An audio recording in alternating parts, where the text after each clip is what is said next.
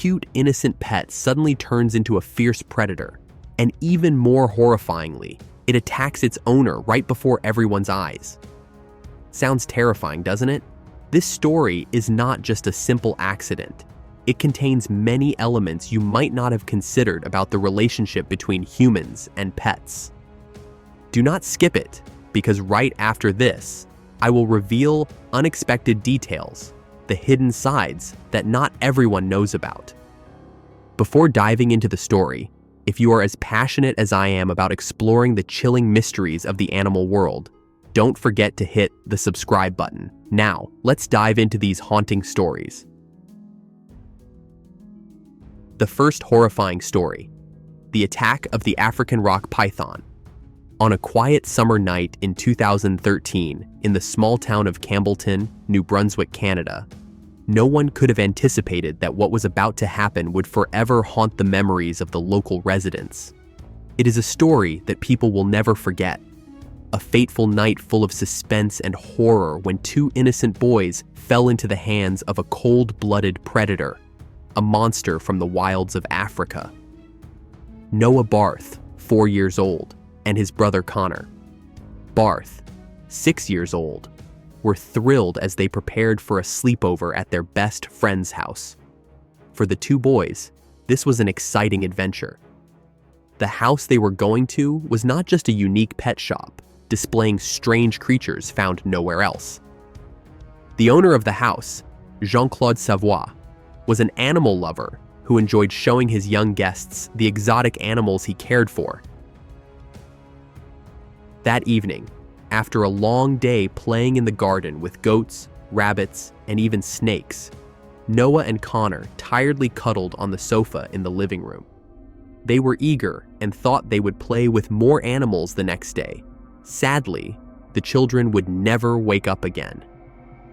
In the room next to the living room where the children slept, there was an African rock python over 13 feet long, or about 4 meters, and weighing nearly 100 pounds, which is 45 kilograms.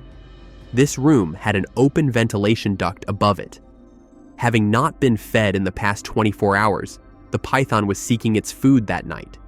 It slowly crawled through the vent, something it had done before, but had gotten stuck. Someone had advised Jean-Claude that he needed to seal the vent immediately to prevent the python from escaping. But he thought it was too big to crawl through, so he did not worry. Unfortunately, he did not account for the python's ability to constrict its muscles, especially when they have not been fed. And then, in a chilling moment, the python fell from the ceiling, landing right on the small bodies of the two boys. The real nightmare began. Although African rock pythons are not venomous, they are a fearsome predator with immense strength, capable of squeezing with all its muscles, making the prey unable to breathe, unable to struggle, and suffocating them to death. In the first moments, Noah and Connor must have tried to escape the monster's grip, but how could their small bodies compete against such immense strength? The python squeezed tighter, stronger, and no sound came from the room. It is believed that the children died quite quickly as the python constricted them and suffocated them. For some unknown reason, the python did not swallow the children, but left them lying as if they were peacefully sleeping. Jean-Claude woke up at 6:30 in the morning and thought the kids were still asleep. When he dropped something and did not see them wake up, he began to worry. He turned on the light and saw the collapsed ceiling, debris scattered around, and called out, but the kids did not move. He feared they were injured, but then saw the snake lying in the corner of the room. He panicked, realizing the children had been squeezed to death by the python. He ran to the children's mother's house, knocked on the door, and screamed, "Oh my God, your children are dead." Mandy, the children's mother, heard this. Her heart nearly stopped. Her friend took her to confirm this horrifying truth. The python was taken away to be euthanized. Mandy sued Jean-Claude for negligence, but she knew nothing could compensate for her loss. She would never see her sons again. To convict the python's owner of negligence, the court needed to address 3 crucial issues.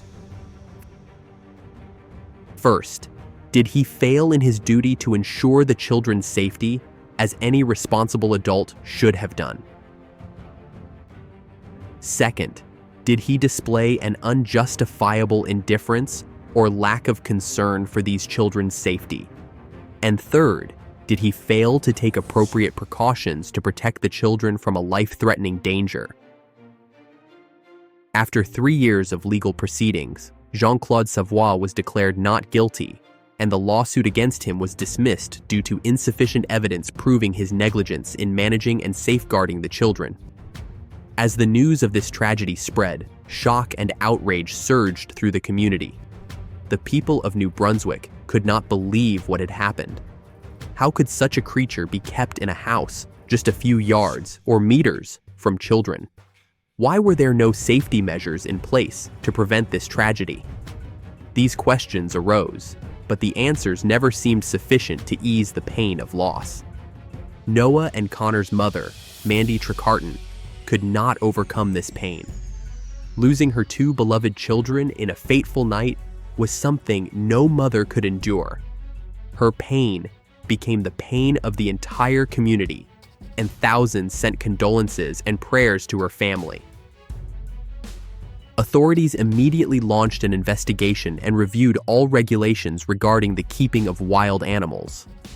New regulations were issued, requiring anyone wishing to keep dangerous animals to adhere to stricter safety measures. But no matter what laws were enacted, they could not bring Noah and Connor back to life, nor could they restore the smile to their mother's face. The next sad story is of Marius Els and his beloved pet, hippopotamus, Humphrey. That rainy season, a river in South Africa suddenly burst its banks, sweeping away everything in its path. Amidst nature's fury, a small baby hippopotamus was separated from its mother, lost in the swift-flowing waters. Fate brought it ashore, where animal lovers discovered it and decided to save this fragile life.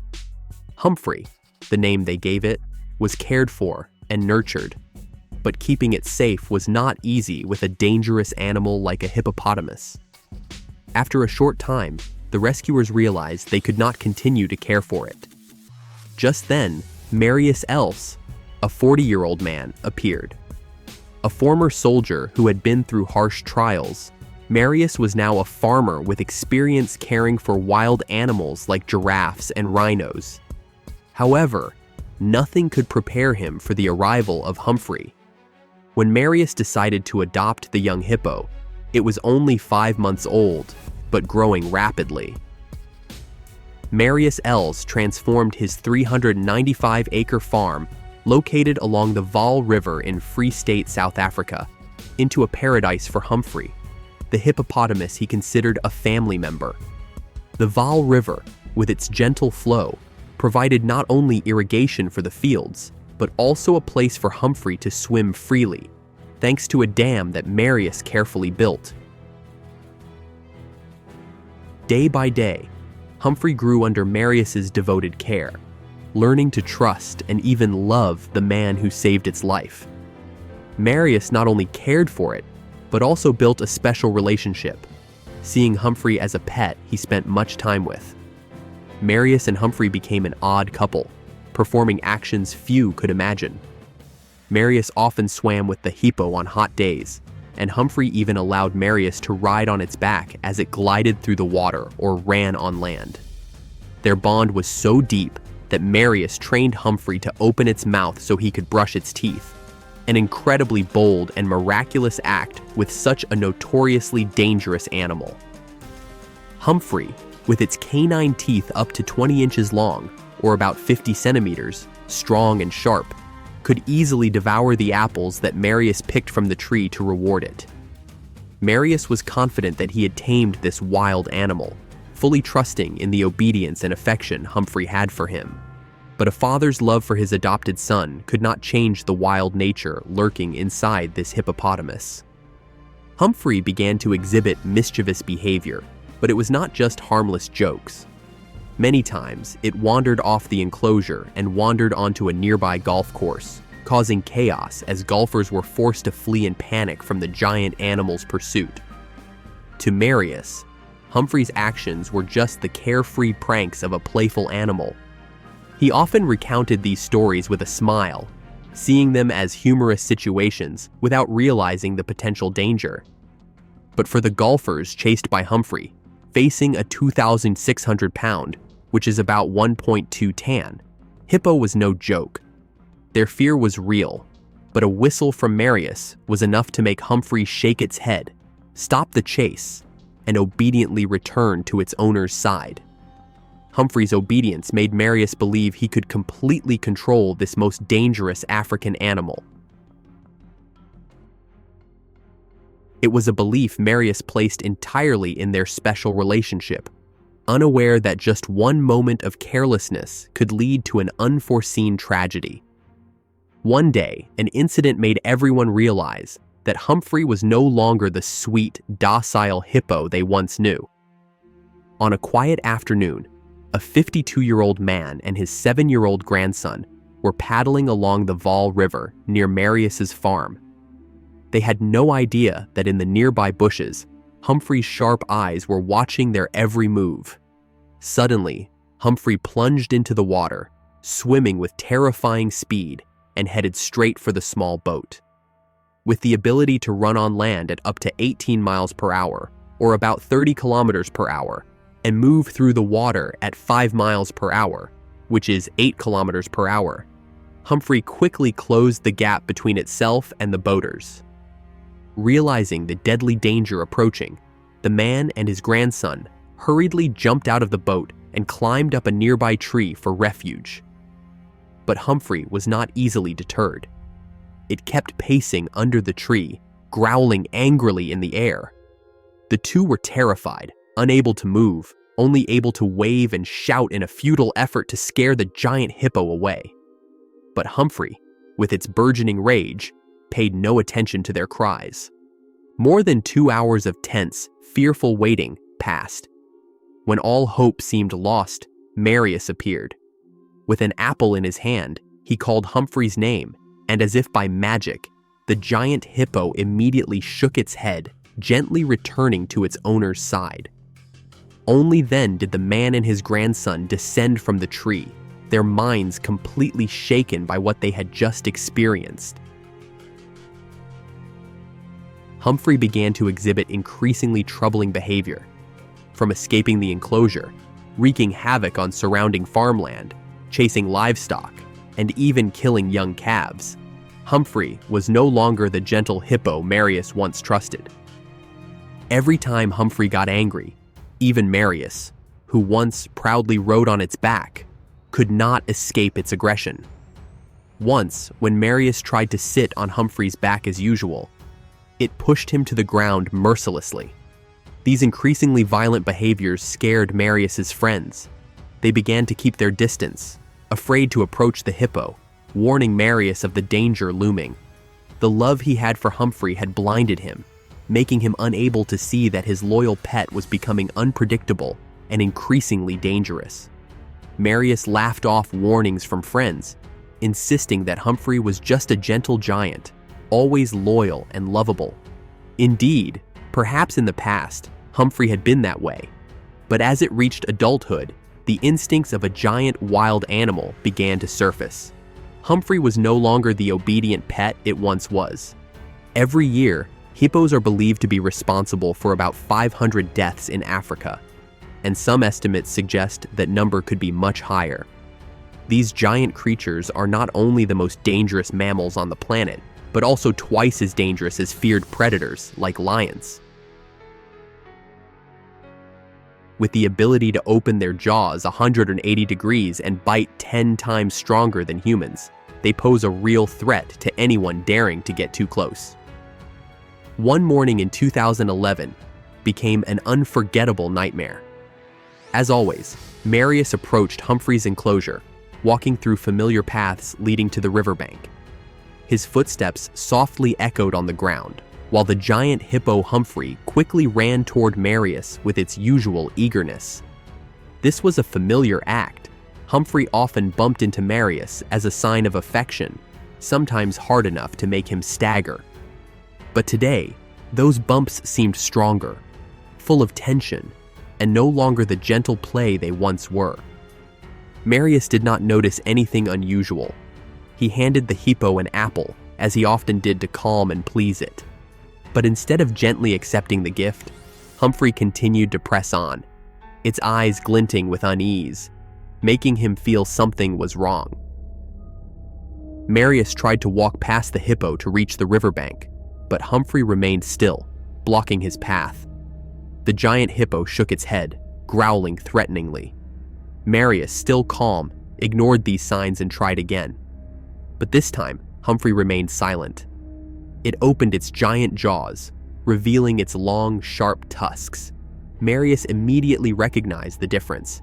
This was no longer the Humphrey he had raised since it was a baby. This creature had changed. It attacked.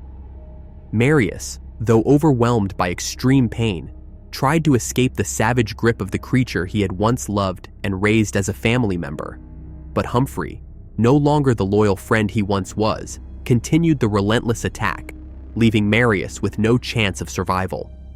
Marius's body drifted under the river, and rescue teams found his body hours later. It was a tragic end no one could have predicted, a cruel betrayal Marius never imagined. Similar to Marius's story, the story of Travis, the chimpanzee of the couple Sandra and Jerome Harold, is another example of the brutality of wild instincts that no relationship can control. Sandra and Jerome Harold were a lovely couple living in Stamford, Connecticut, USA. Their house was once filled with laughter and joy when their daughter Susan was there. But then Susan married and moved away, leaving a large void in the house, now quiet and empty. As time passed, loneliness began to gnaw at the couple, making them feel that life lacked something important. On October 24, 2003, Jerome and Sandra decided to do something unimaginable. They spent $50,000 to buy a 3-day-old chimpanzee. They named it Travis, after Sandra's favorite country singer, Travis Tritt. Travis was not just a pet, but immediately became the center of the Harold family's life. Both Jerome and Sandra devoted all their love and care to him, as if Travis was their second child. From bathing, feeding milk, to dressing, and even brushing teeth, Travis was meticulously and carefully cared for. Every day, they tended to Travis with deep love, considering him an indispensable family member. With Travis's presence, the house once again brimmed with life, giving Jerome and Sandra a new purpose in life when they felt the emptiness after their daughter left. Their lives became lively and meaningful as they spent time caring for and nurturing Travis. Every action of his warmed their hearts, helping them overcome loneliness and bringing back the joy they lost when Susan left. Travis was not just a pet. He was a bridge that helped Jerome and Sandra rediscover the joy in life, a joy they thought they had lost forever. As Travis began to mature, he quickly adapted to his human parents' lifestyle. His intelligence became evident as he not only learned to understand language, but also began to behave like an actual member of the Harold family. To meet Travis's growing needs, Jerome and Sandra had to restructure their house, creating a separate space for their beloved chimpanzee. They designed a large room with tires dangling from ropes, allowing Travis to play to his heart's content. That room became paradise for Travis, where he could swing, jump on the sofa, and bed while Jerome and Sandra were busy with other work. Travis was not only well cared for, but also incredibly pampered. He often sat at the dining table with the family, drinking wine, and enjoying meals as a real member.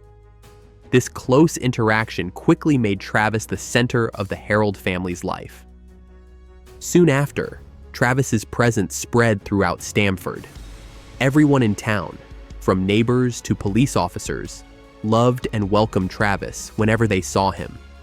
With his friendly and approachable nature, Travis won the affection of everyone. He became a symbol, a local star known to all. Travis impressed not only with his intelligence, but also with his incredible independence. He could dress himself, take care of horses by giving them milk bottles, and even unlock doors with ease. Travis's curiosity about technology was no less than a human's when he explored and learned to use the remote to watch baseball, a sport he particularly enjoyed. Travis could even log into the family computer to search for images, something few could expect. Travis's special love for ice cream also became an interesting story. He remembered precisely the schedule of the ice cream truck passing by and never missed the chance to chase them, creating adorable and humorous moments.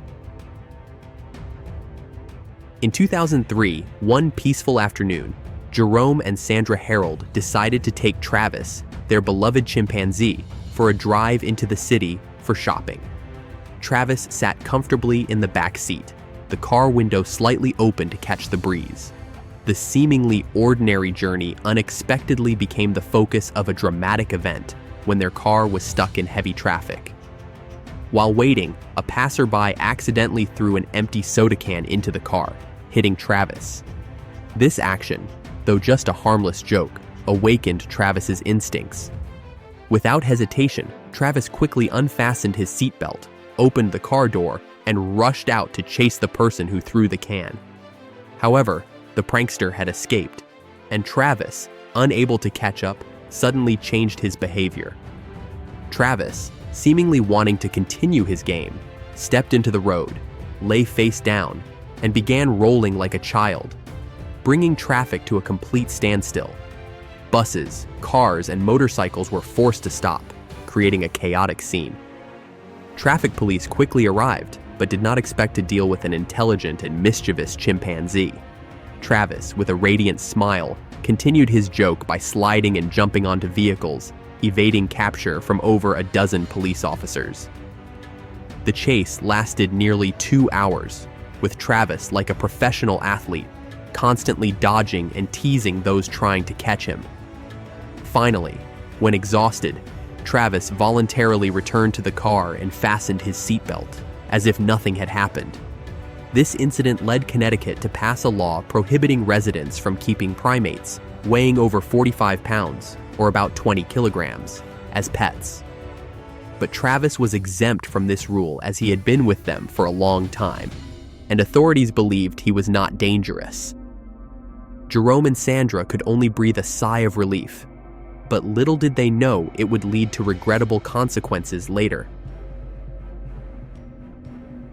Jerome Harold, who had always been a solid support for both Sandra and Travis, unfortunately, passed away in 2004 after a long and painful battle with stomach cancer. Jerome's death left an irreplaceable void in the hearts of Sandra and Travis the chimpanzee.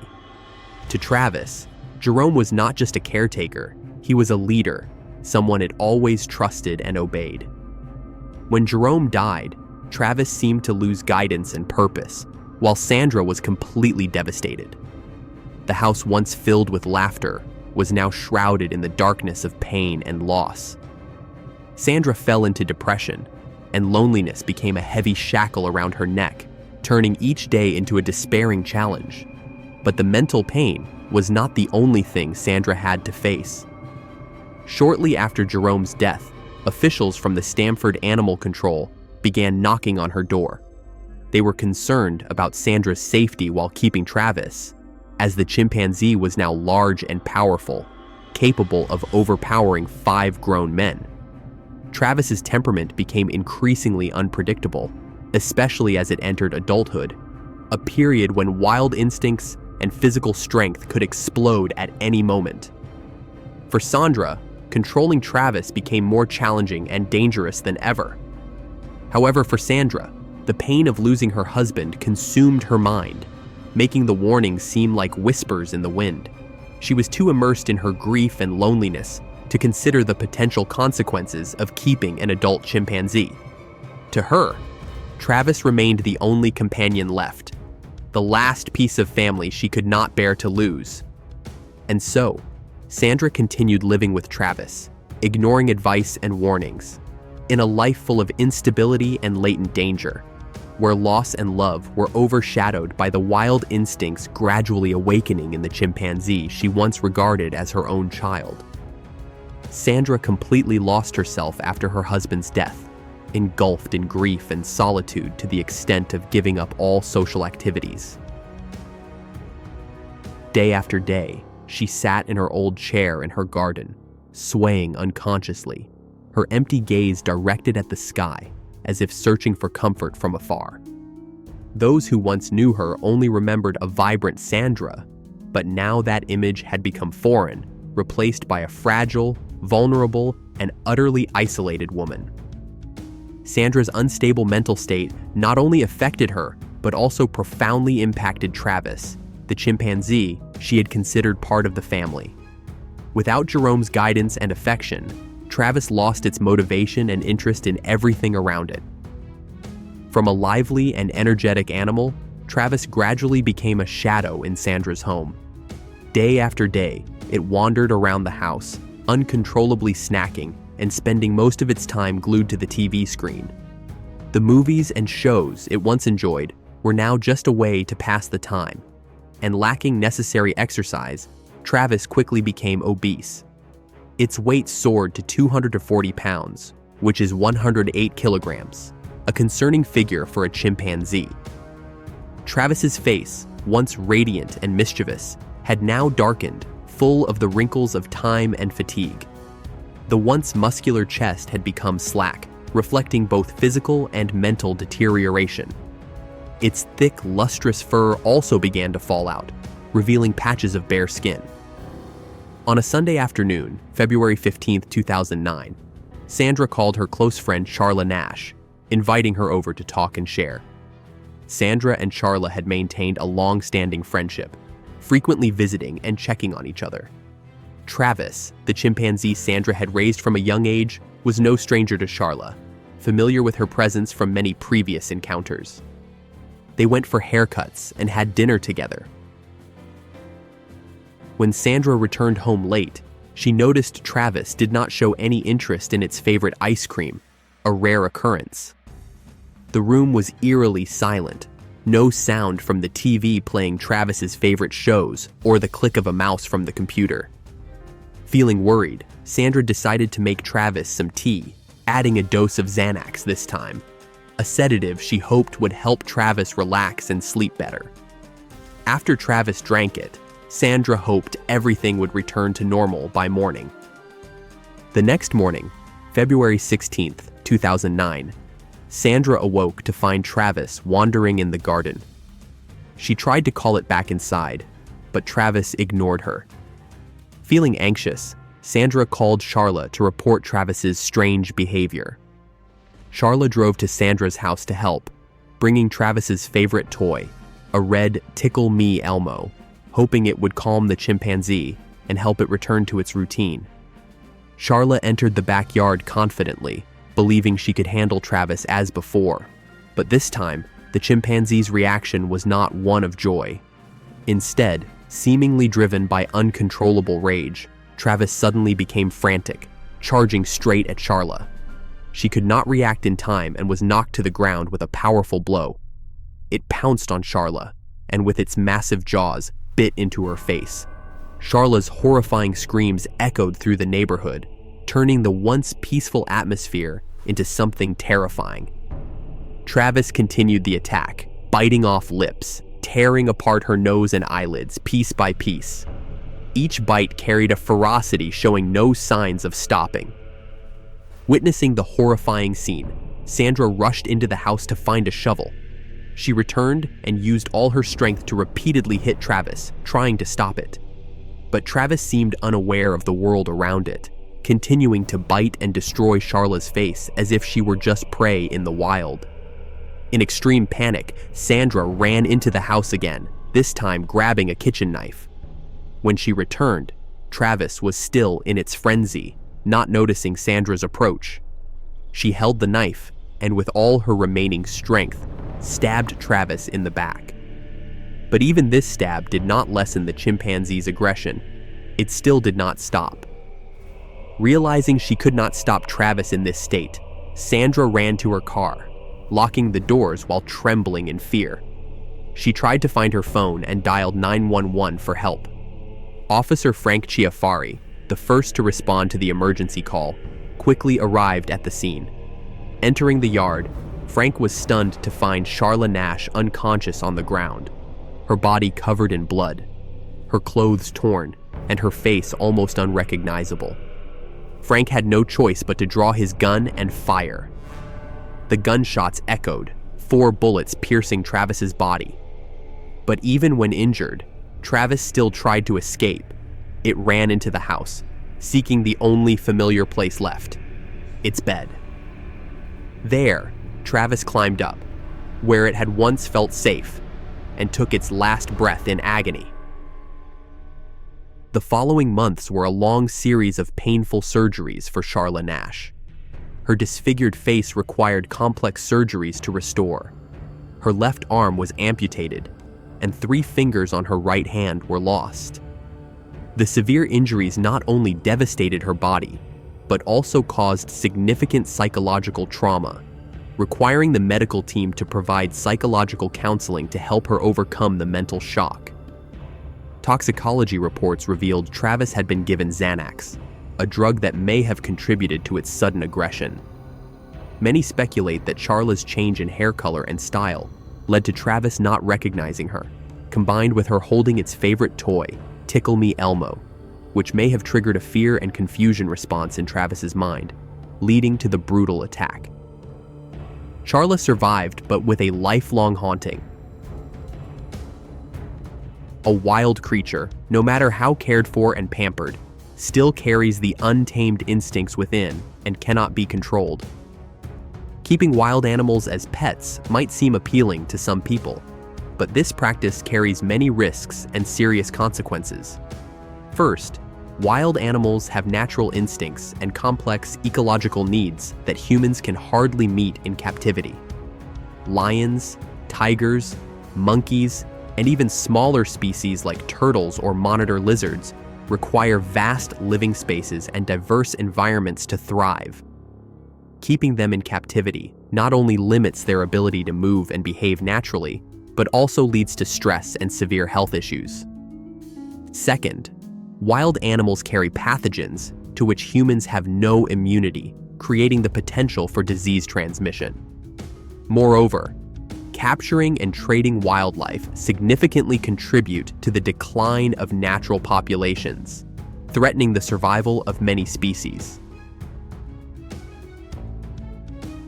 Finally, caring for wild animals often requires specialized knowledge and expertise that not everyone possesses. Instead of turning them into pets, we should protect and respect their natural right to live freely in their own environments. Only then can we truly contribute to preserving biodiversity and safeguarding our green planet for future generations. The tragic stories above are not only reminders of potential dangers, but also expensive lessons about the unchangeable wild nature of these animals. No matter how much we try to love and care for them, deep in their minds, primitive instincts always exist, waiting for a chance to arise. The heartbreaking tragedies we witnessed serve as a wake-up call for those trying to tame the wild. Do you know of any other stories? Please leave a comment below to let me and everyone know. Finally, don't forget to subscribe to the channel so you won't miss the next stories.